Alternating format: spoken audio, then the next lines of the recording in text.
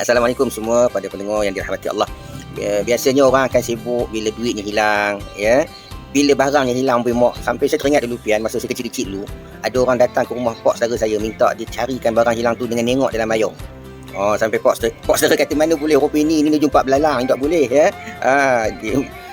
Tapi itulah nak gambarkan betapa orang ni bila hilang barang yang dia sayang, dia akan cari selagi boleh untuk berjumpa balik dengan benda tu. Tapi ada benda yang hilang kita kadang rasa tak perasan pun. Tapi kita rasa sakit, ya. Itulah dia bila kita hilang kesihatan, bila kita hilang orang yang kita sayang, ataupun bila kita hilang kebahagiaan keluarga, rumah tangga yang kita bina tiba-tiba berantakan. Sebenarnya itulah dia simptom-simptom hilang keberkatan ataupun hilangnya barakah dalam hidup. Maka sebab itu tajuk pada pagi ini DJPN dan DJ Azwan dan semua pendengar IKIM yang dirahmati Allah, insya-Allah kita nak fokuskan kepada barakah yang hilang ni supaya kita sama-sama dapat. Kalau hilang bagaimana kita nak cari balik, dan kalau belum hilang kita tak nak bagi dia hilang daripada kehidupan kita. Itu mukadimahnya pagi ni insya-Allah. Sebenarnya sebelum kita nak pergi simptom-simptom orang hilang barakah ni Pian, kita nak cover apa makna barakah. Barakah ni daripada perkataan Arab birkatun. Barakah tamabubah, birkatun. Birkatun ni apa? Kolam yang ada air. Bila kolam tu ada air, apa berlaku? Akan dapat memberikan manfaat kepada semua orang, termasuk makhluk-makhluk Allah yang lain, termasuklah pokok-pokok, haiwan-haiwan dan manusia lah. Apa akan berlaku bila kolam tu kering daripada air tu? Bila dia kering, maka akan terberhentilah kebaikannya dan haiwan-haiwan akan lari, pokok-pokok akan mati, manusia pun tidak akan pergi lagi kepada kolam itu. Maka, begitu juga keberkatan dalam kehidupan kita, dia adalah suatu kebaikan yang berpanjangan. Bila mana kita mengekalkan kebaikan kita kepada orang lain, itulah namanya keberkatan. Sebab tu, maksud keberkatan dari segi kehendak, syarak disebut sebagai ziyadatul khair, maknanya kebaikan yang bertambah-tambah, kebaikan yang berpanjangan. Orang yang ada rezekinya cukup untuk dirinya dan dia dapat pula berkongsi dengan orang lain, itu tanda rezeki itu berkat. Orang yang ada kesihatan itu bermanfaat pada dirinya dan dia dapat memanfaatkan orang lain. Khairun nas anfa'uhum linnas. Dia boleh pula berbakti pada orang lain. Maka itu manusia yang berkat, usia yang berkat. Allah bagi dekat dia kekuatan baik untuk diri dia dan dia boleh gunakan kekuatan itu untuk bantu orang lain, kekuatan yang membawa keberkatan. Kita boleh kembangkan benda ni dalam semua bidang kehidupan kita. Jadi apabila Pian tanya tadi, apakah simptom-simptom hilang keberkatan? Ini memang agak sensitif. Antara benda-benda yang kita boleh tengok hilangnya keberkatan daripada hidup kita ini, antaranya nombor satu, apabila hidup kita tidak ada maknanya. Apa tidak ada maknanya? Tidak bahagialah. Tidak bahagia walaupun duit kita banyak, ya, walaupun anak kita ramai, walaupun kita mungkin orang yang kaya, pangkat kita besar, jabatan kita tinggi, rupa pun handsome, rupa roh hasan, kena roh hasan. Itu cerita Pak Haji Bakhil zaman dulu lah, zaman Lenin. Itu kalau kenal lah, tak kenal nasib lah ya. Maknanya segala tu tidak membawa makna, tidak mendatangkan kebahagiaan kepada kita. Duit banyak tu. Saya pernah ada satu cerita bagaimana kawan saya, dia ustaz biasa saja, guru sekolah, gaji pun dalam 2-3 ribu lebih, tu cerita lama lah. Tetapi dia mempunyai rezeki yang cukup. Dan bagaimana dia kabur ke saya, kawan dia seorang ahli kontraktor yang kaya, yang punya projek besar, boleh datang jumpa dia untuk pinjam duit dia. Kan bila dia tanya balik, kamu ni kontraktor besar, apakah yang nak pinjam duit daripada aku? Aku ni guru sekolah biasa je. Dia kata tolonglah, nak bagi kita nak bagi duit ni kan, nak pinjam ni. Berapa banyak kamu nak? Dia sebutlah satu amount. Kata kawan saya balik, berapa pendapatan kamu sebulan? Masa ni cerita ni lebih kurang 15 tahun dulu ya, DJPN DJ Azwan, maknanya masa dulu 15 tahun dulu ni sebut 10,000 ya, dia punya pendapatan sebulan 10,000 tu besar benar ya. Sekarang ni 10,000 mungkin tak besar dah ya. Jadi kata kawan saya ni, kamu pendapatan lebih besar daripada saya pun tak cukup sebulan, pakai hack. Sembang, kawan saya tanya, kamu ni ada tak kamu membayar zakat ke tiap bulan? Kata tidak bayar. Dia kata zakat pun nak bayar bulan-bulan. Tengok tanya balik soalan. Kata surah masa depan tu kan. Fitrah saja ini kan. Setahun sekali cukup, madai dah untuk sepanjang tahun. Mana lewat itu. Jadi kata kawan saya ni, itulah antara punca kenapa Allah Ta'ala tarik keberkatan rezeki kamu ni. Kamu banyak duit tapi tak berkat ya, tak cukup. Itu yang kata simptom tadi tu ya. Banyak duit tapi tak cukup. Bila tak cukup untuk diri sendiri, DJPN dan Azwan, atau apa mana nak berkongsi dengan orang lain, memang hidup mandang lah ya. Kadang-kadang anak cerdik sekolah, UPSR dapat 5A, SPM dapat 10A, tapi perangai hidup semenggah. Tahu semenggah ya? Maknanya hidup hormat orang tua, dengan mak ayah melawan cakap, tidak mahu menolong di rumah, menyanduh dinding, angkat kaki atas meja, orang besar makan, kita pula mak ayah dia pula macam orang gaji. Wala'iyahzubillah. Itu antara tanda-tandanya anak yang tidak barakah.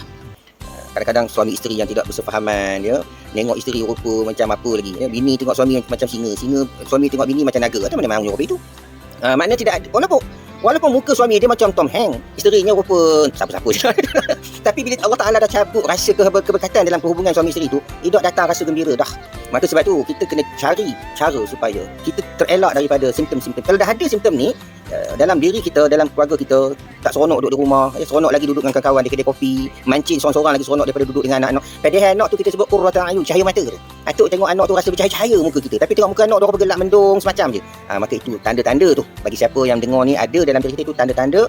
Wal'iyadzubillah ya, na'udzubillah min zalik. Allah telah sedikit sebanyak mencabut barakah ataupun dengan kata lain, keberkatan tu semakin hilang dari dalam keluarga kita. Kadang-kadang anak cerdik sekolah, UPSR dapat 5A, SPM dapat 10A, tapi perangai dok semenggah. tahu sungguh ya. Maknanya tidak hormat orang tua dengan mak ayah melawan cakap. Tidak mahu menolong di rumah, nyanduk dinding angkat kaki atas meja orang besar makan. Kita pula mak ayah dia pula macam orang gaji. Wala'iyadzubillah. Itu antara tanda-tandanya anak yang tidak barakah. Kadang-kadang suami isteri yang tidak bersefahaman, ya, nengok isteri rupa macam apa lagi, ya, bini tengok suami macam singa, suami tengok bini macam naga. Atau mana mahu rupa itu? Maknanya tidak, walaupun muka suami dia macam Tom Hanks, isterinya rupa siapa-siapa je. Tapi bila Allah Ta'ala dah cabut rasa keberkatan dalam perhubungan suami isteri itu, tidak datang rasa gembira dah. Maka sebab tu kita kena cari cara supaya kita terelak daripada simptom-simptom. Kalau dah ada simptom ni dalam diri kita, dalam keluarga kita, tak seronok duduk di rumah, seronok lagi duduk dengan kawan di kedai kopi, mancing seorang-seorang lagi seronok daripada duduk dengan anak-anak. Padahal anak tu kita sebut qurratul ayun, cahaya mata tu. Atuk tengok anak tu rasa bercahaya-cahaya muka kita, tapi tengok muka anak tu bergelak mendung semacam je. Maka itu tanda-tanda tu. Bagi siapa yang dengar ni ada dalam diri kita, itu tanda-tanda. Wal'iyadzubillah, ya, na'udzubillah min zalik. Allah telah sedikit sebanyak mencabut barakah ataupun dengan kata lain, keberkatan tu semakin hilang dari dalam keluarga kita. Saya ingat satu hadis, saya baca mafhumnya sajalah. Hadis daripada Aisyah radhiyallahu anha, bagaimana satu hari Nabi sedang makan satu hidangan bersama-sama dengan sahabat dia, datang seorang hamba Allah lelaki, disebut dalam hadis tu Arab Badui, maknanya daripada pedalaman. Dan kita fahamlah Arab Badui ni dia kurang tamadun sikitlah, ya. Dia kiranya masuk-masuk tak bagi salam gitu, terus duduk makan gelojoh. Dan sekali Nabi tengok dan kata Nabi, andai kata dia memulakan makannya dengan adab bismillah dan sebagainya, nescaya makanan yang ada ni cukup untuk kita semua. Maknanya dekat sini kita boleh faham satu benda, keberkatan ni dia datang bersama dengan perkara-perkara yang Allah suka. Adab tu Allah suka, ya. Jadi bila kita tidak menjaga apa yang Allah suka, sebaliknya orang tu melakukan perkara-perkara yang Allah murka, maka di situlah akan ditarik keberkatan daripada kehidupannya. Ataupun dalam bahasa yang boleh lebih mudah kita boleh kongsi dekat sini, ketaatan akan mendatangkan keberkatan, sebaliknya kemaksiatan akan mencabut keberkatan. Jadi kalau orang tu dia tak nak Allah Ta'ala tarik keberkatan dalam hidup dia, maka nak tak nak tidak ada cara lain, dia kena menjauhkan dirinya daripada segala perkara yang Allah murka. Maksiat tu kena jauhkanlah, ya. Sekarang ni kita berdepan dengan pandemik COVID-19 kan, so banyak orang mengeluh katanya kerja kena buang dan sebagainya. Kita tak nafi itu asbab dunia semata-mata. Tetapi jangan lupa dunia ni milik siapa? Milik Allah Subhanahu Wa Ta'ala. Kalau tak Allah Ta'ala nak bagi pada kita rezeki, tak ada siapa pun boleh halang kita sebenarnya di azwan je, ya. Kalau Allah Ta'ala nak cabut pula rezeki daripada kita, siapa pun tak boleh halang. Maka sebab tu caranya kita kena cari apakah yang Allah Ta'ala suka. Contohnya sekarang ni Allah Ta'ala suka kalau kita solat berjamaah. Ada orang kata apa mana nak solat jamaah ustaz, masjid pun tutup. Sembahyang berjamaah itu kalau tak boleh buat di rumah Allah, di rumah kita lah kita buatnya. Adakah kita telah mendirikan solat berjamaah di rumah kita bersama anak dan isteri kita setiap 5 waktu sehari semalam contohnya, sepanjang hari tu PKP yang kita langsung tak boleh keluar? Ke kita sembahyang seorang-seorang, seorang dalam bilik, seorang dalam store, seorang dalam bilik ayah sembahyang. Kan? Tak. Udah tak nak berjamaah. Kan? Punya tak nak berjamaah tu, atas perempuan boleh sembahyang seorang, kan? Lepas tu Allah Ta'ala suka kalau kita mengaji Quran beramai-ramai. Adakah kita membentuk halaqah Quran bersama keluarga kita, baca sama-sama, ayah semua anak baca, anak suami semua isteri baca? Adakah kita mewujudkan sesuatu dalam rumah tangga kita? Itu yang Allah Ta'ala suka. Kemudian kita kata Allah Ustaz nak bagi zakat apa mana dah, saya kena bang kerja. Adakah kita bersedekah? Ya, sekali saya sebut banyak kali, zakat ni memanglah kena dengan duit, tapi kalau sedekah tidak semestinya dengan duit. Sedekah boleh dengan selain daripada harta. Ni tengok cakap ni tersenyum kepada Haji Pian dengan dia. Itu sedekah juga namanya, kan. Memberi nasihat kepada orang, sedekah, ya. Mengangkat barang yang mengacau orang tengah jalan, paku, gunting dan sebagainya yang boleh melukakan orang tu jalan tu, sedekah. Apalagi kita menyisihkan sikit daripada rezeki kita hari-hari masuk dalam tabung khas di rumah kita. Ada orang tanya, Pian dengan Azwan, atau banyak mana kita nak nyisihkan rezeki kita Ustaz, yang disebutkan sedekah harian, sedekah subuh lah ke benda tabungan syurga tu. Perlu ke banyak-banyak sedekahnya? Saya kata terpulang kepada kemampuan diri dan iman. Kalau orang tu pendapatan dan kekayaannya banyak, patutnya banyaklah juga dia menyisihkannya. Tapi kalau memang kita ni udah cupui je tau, cupui ni maknanya sikit lagi terguling jatuh lah tu, ya. Udah di pinggir benar dah, rezeki pun udah mengap-mengap di tapak hidung dah, maka sedekahlah zakat yang mampu. Sehari 50 sen pun tak apa, sehari 10 sen pun tak apa. Sebab ada sebabnya kenapa saya kata orang yang ditimpa ujian, khususnya di musim COVID-19 ni, kenapa kita perlu tetap juga bersedekah? Kenapa? Ada sebabnya, biar nanti kita kongsi insya-Allah. Biar dia tanya dulu. Ada orang dia diuji kesakitan yang sikit-sikit, dia pejam-pejam mata sampai dia uji betul-betul dengan kesakitan yang luar biasa, baru dia kata apa dosa aku. Sebenarnya orang yang beriman tu bila diuji sikit pun dia dah mula rasa hati dia terjentik dah. Contohlah, hari ni hilang RM5, mesti dia kena fikir, kenapa aku hilang RM5? Jangan tunggu hilang RM500 baru nak mikir. Pasal apa? RM5 tu pun satu ujian juga daripada Allah. So bila kita diuji sikit je, kita kena fikir dah, kenapa ya? Aku sebab aku diuji hari ni. Aku sebab baru teringat dah 5 hari tak sedekah contohnya, ya. Tiba-tiba anak pula elok-elok sihat sakit. Fikir, kenapa Allah bagi anak aku sakit? Kenapa bukan anak jiran aku yang sakit? Kenapa anak aku yang sakit? Padahal anak aku dengan anak jiran sama-sama main dekat padang. Maka di situ kita fikir, rupanya aku hari tu tak bayar zakat bulan lepas, zakat pendapatan aku abaikan. Sebab apa? Itu membolehkan kita untuk postmortem lebih awal. Hasibu anfusakum, kamu hisap diri kamu lebih awal. Sebelum kita diuji, diberi Allah Ta'ala dengan benda-benda yang lebih besar, hingga dah tersandar ke dinding baru nak mikir, itu dah terlambat kadang-kala. So itu sebabnya kita kena selalu muhasabah diri kita tu, ya, supaya kita cepat ambil tindakan pembetulan. Baik, tadi saya nak kongsi balik yang tadi berkaitan yang Pian kata kenapa, ya, jangan tunggu-tunggu nak bagi rahsia. Sebenarnya begini, orang yang saya nak kongsi, orang yang dalam keadaan mengap-mengap dalam pasal macam-macam sebab lah sekarang ni, ya. Kita kenapa kita kena istiqamah bersedekah? Kalau berzakat, kalau kita ada kemampuan cukup syarat, jangan tangguh. Pasal apa? Allah janji. Ni janji Allah kepada kita, bukan janji Ustaz Hamizul, bukan janji Pian dengan Zuan, bukan. Janji Allah dan janji Rasul ni benda yang tetap akan berlaku. Tinggal kita je kadang tak sabar. Banyak hadis, tapi saya nak kongsi satu hadis pagi ni, iaitu hadis daripada Abu Hurairah radhiyallahu anhu, hadis daripada Imam Al-Bukhari. Kata Abu Hurairah kepada dia kata Nabi khabar setiap hari pada waktu pagi, ini subuh, tidak berlalu walaupun satu hari melainkan setiap anak Adam tu termasuk kita akan didatangi oleh dua malaikat. Sesi hari ni popular, akan didatangi oleh dua malaikat. Malaikat pertama akan lihat apa kita buat pada pagi tu, yakni adakah kita memberi sedekah ataupun tidak. Bila kita bagi sedekah, kita sebut kat situ banyak mana Pian dengan Azwan, janji kita sedekah ya, maka malaikat itu akan berdoa, ya Allah berikan balik atas apa yang telah dia lakukan pada pagi ni. Itu malaikat pertama doa kepada orang yang bersedekah pada waktu pagi, waktu subuh. Dan malaikat kedua dia tunggu. Kalau orang yang tadi ni mampu untuk bersedekah tetapi menahan dirinya daripada bersedekah, alias kedekut, bakhil, tak hidup masin, tak kejerin, haji bakhil semua tu, maka kata malaikat kedua ni, ya Allah binasakan harta orang yang kedekut ini, orang yang menahan dirinya daripada memberi sedekah ini. Hadis itu memberi pengajaran kepada saya dan kita semua lah. Kalau kita mampu, jangan tangguh untuk bersedekah walaupun hanya 10 sen, 20 sen, 50 sen, RM1, RM2 pada setiap pagi.